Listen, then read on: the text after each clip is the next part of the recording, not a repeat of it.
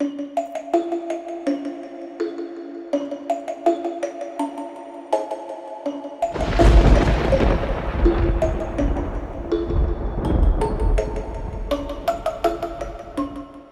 hello there! Welcome back to another easy peasy Halloween makeup look. This time it's a Tim Burton inspired makeup. Here's some of my reference pics. I found them on Google and Pinterest, just like the last one.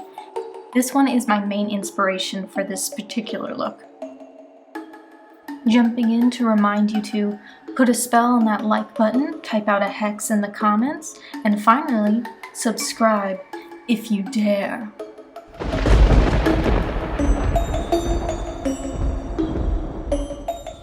Come in, and enjoy the video. We interrupt this program to bring you breaking news. Trader Joe's now has pumpkin pie spice available. I repeat, pumpkin pie spice is now available. Now back to the show. Oh, and FYI, I am rewatching Elvira's Mistress of the Dark movie, so if you see me getting distracted, that's why, which is exactly why I'm laughing right there, so don't judge me. I am not crazy, I'm just watching something. As I said earlier, this is a Tim Burton inspired makeup look, and it's probably one of the funnest and easiest makeup looks to do.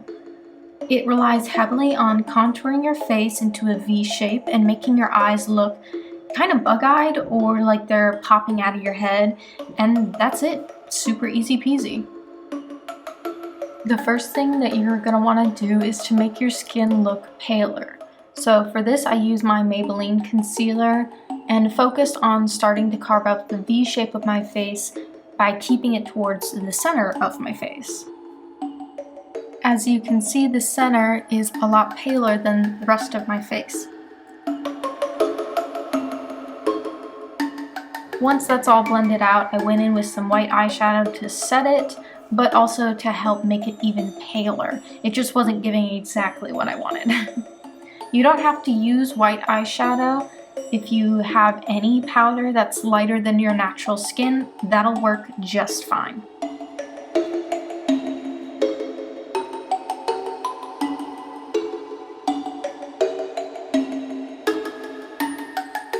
Now it's time to start contouring. For this I went in with some gray instead of browns just because I thought it'd be more fun to lean into the black and white aesthetic or more unsaturated colors in general. Of course, you don't have to do that. Again, I'm trying to create a V shape that Tim Burton likes to do with his characters on my face, along with a sunken in look, as well as sticking close to where my facial features naturally kind of stick out or where my cheekbones end, things like that. And so what I'm doing is I'm putting contour right again where my cheekbones end, and that's really helping to make it pop out and look more carved out and sunken in.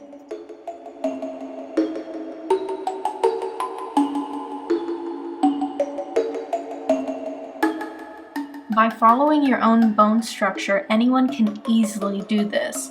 Just take a moment to really study your face and feel where your bones are and go from there. It's literally all that I'm doing. Now for the nose contour, it's pretty simple. You just try to make it as small as possible and you're essentially done. I also tried to make it look like the tip of my nose really pops out, but that's optional.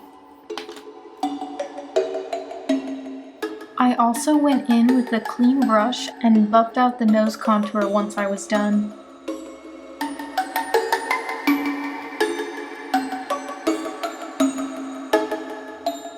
And here I am, being an idiot. This part is optional.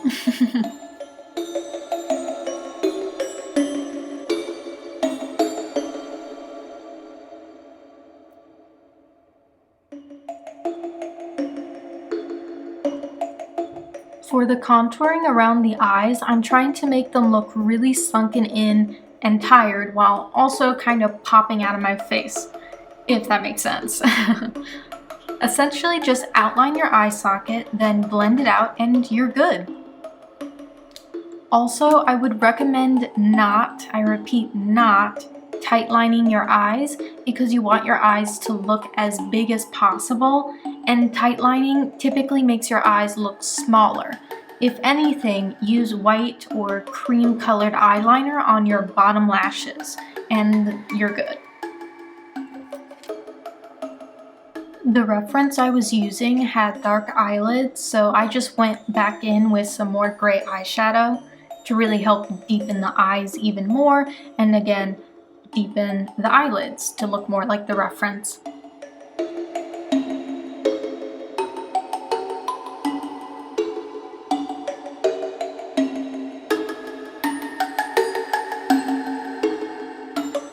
You can see me using a black eyeshadow on the parts I want to be super sunken in, and lighter grays to blend it out and where light would naturally catch on the skin.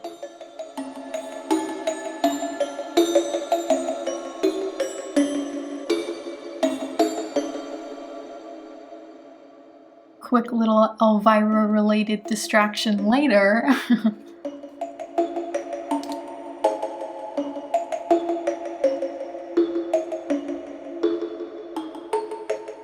For lips, they tend to be small, or so it looks based on the references I used, and on the women in particular, kind of pointy. So instead of overlining, you actually want to underline or draw on slightly smaller lips. Again, I'm sticking to a black and white theme, so I used gray, but you can of course use more natural colors for the contour, the lips, the whole 9 yards. I just wanted black and white.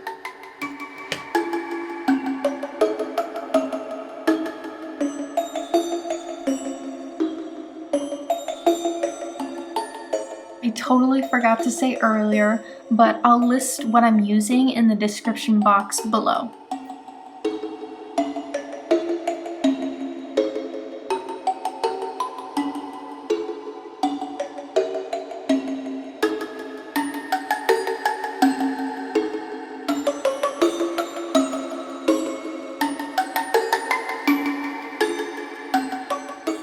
I wasn't fully happy with the previous contour and wanted a more pronounced V shape, so I went back in with the gray eyeshadows to achieve that. I just tapered it a little bit more.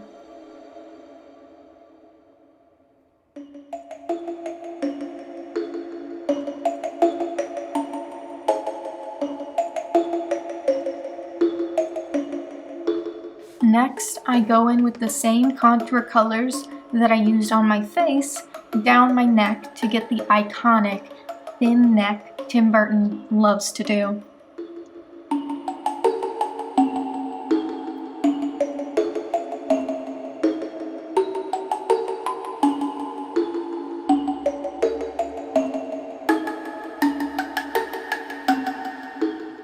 And I couldn't resist adding just a little bit of glitter. I can't help myself, okay? Don't judge me.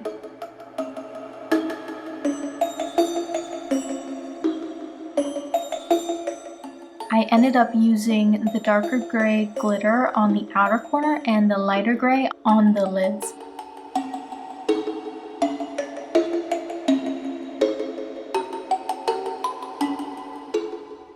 I ended up also putting on some mascara as well, but again, no tight lining. Just some simple mascara and you're good.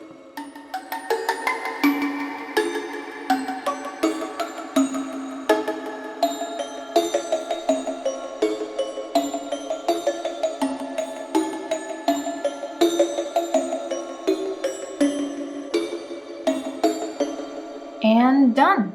I ended up styling my hair like the girl from Frankenweenie, aka the main reference photo that I used. And I don't know about you, but I'm satisfied with my look.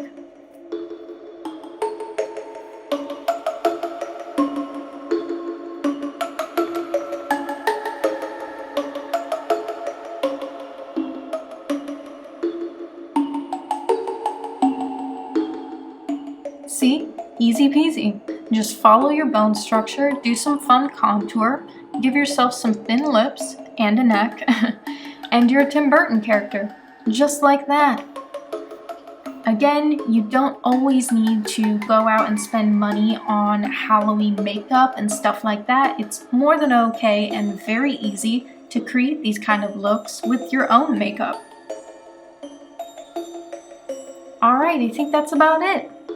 Thanks for watching, and as always, pleasant nightmares. Bye!